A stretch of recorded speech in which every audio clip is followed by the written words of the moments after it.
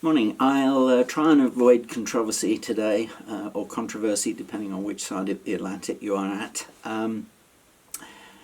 This is regarding dental sleep medicine now, rather than just dentistry, of course.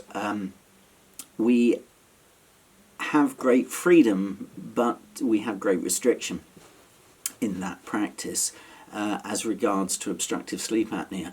And of course, it goes without saying that we are working under prescription from a physician. And this area of testing your patients is on the edge a little bit.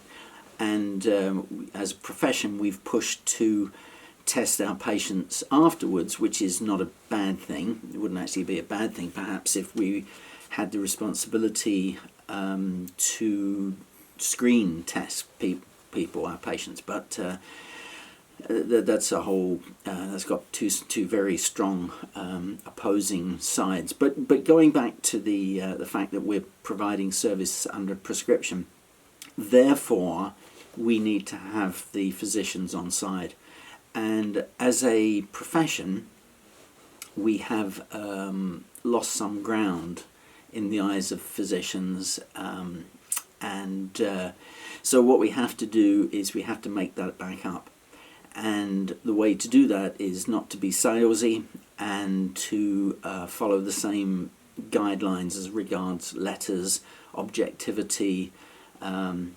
record keeping and objectivity and realism. When we're talking to physicians, we don't have the answer, we have an answer, and not everything that we do works, and that has to be in the consenting process, but it also has to be in the discussion process with the physician. They're not stupid, they know that it doesn't always work, because otherwise they would have been told at their lunch and learns when somebody brings a pizza in that in fact that is the answer, and then all they do is just sign that prescription instead of signing CPAP prescriptions because they've been told that that always does work. Well, you and I know that that doesn't always work, because over 50% of people who are sold or get CPAP don't wear them. So clearly that's not the answer, it is an answer. So we just hold another answer, and I think it's important to stress that to physicians, because A, they need to know, and unfortunately they don't know. Physicians know very little about sleep medicine, let alone dental sleep medicine. But it's also important because it enhances our credibility. We're not seen as salesmen or saleswomen.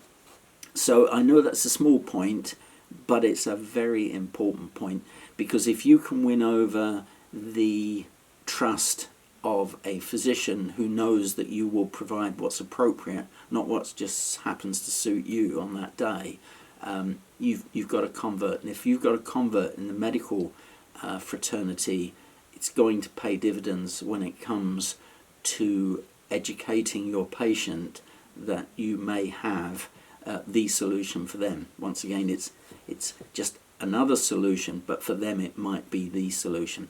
So anyway, without going on, once again, just to put it into perspective, we need to build those rebuild in some respects, rapport with physicians and the medical fraternity, and the way to do that is by acting in a manner that they understand, which is like a doctor, which is writing stuff down, writing letters to physicians, being objective, using measurements, and not being salesy. Thank you.